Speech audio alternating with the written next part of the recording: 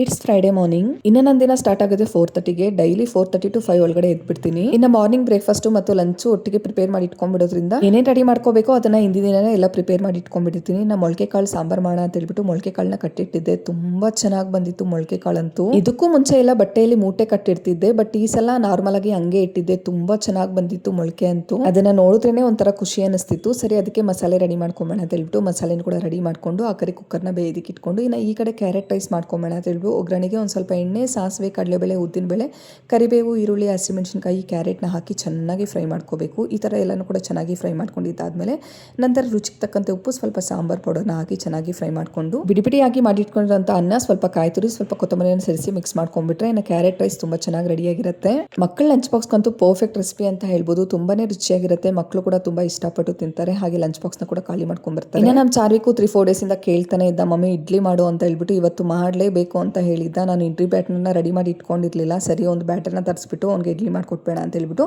ಬ್ಯಾಟರ್ನ out side ಇಂದ ತರಿಸೋ ಅವ್ನಿಗೆ ಇಡ್ಲಿ ಮಾಡ್ಕೊಡ್ತಾ ಇದ್ದೀನಿ. ಇನ್ನು ಫ್ರೂಟ್ಸ್ಗೆ ಅಂತ ಹೇಳ್ಬಿಟ್ಟು ಪಪ್ಪಾಯ ಇತ್ತು, ಅದೊಂಥರ ಆಗ್ಬಿಡ್ತಾ ಇತ್ತು. ಸರಿ, ಇವಾಗ ತಿನ್ಕೊಳ್ಳೋದಕ್ಕೆ ಮತ್ತೆ ಲಂಚ್ ಬಾಕ್ಸ್ಗೆ ಪ್ಯಾಕ್ ಮಾಡಿ ಕಳ್ಸೋದಕ್ಕೆ ಸರಿ ಹೋಗುತ್ತೆ ಅಂತ ಹೇಳ್ಬಿಟ್ಟು ಅದನ್ನೆಲ್ಲ ಕಟ್ ಮಾಡ್ಕೊಂಡು ಅದಕ್ಕೆ ಒಂದು ಸ್ವಲ್ಪ ಸಾಲ್ಟು ಪೆಪ್ಪರ್ನ ಹಾಕಿ ಮಿಕ್ಸ್ ಮಾಡ್ಕೊಂಡಿದ್ದೀನಿ. ಇನ್ನು ಚಾರ್ವಿಕ್ ಲಂಚ್ ಬಾಕ್ಸ್ಗೆ ಅಂತ ಹೇಳ್ಬಿಟ್ಟು ಒಂದರಲ್ಲಿ ಕ್ಯಾರೆಟ್ ರೈಸು, ಇನ್ನೊಂದರಲ್ಲಿ ಫ್ರೂಟ್ಸು ಮತ್ತೆ ವೆಜಿಟೇಬಲ್ಸು ಮತ್ತೆ ಡ್ರೈ ಫ್ರೂಟ್ಸ್ನ ಕೊಟ್ಟು ಕಳಿಸ್ತೀನಿ.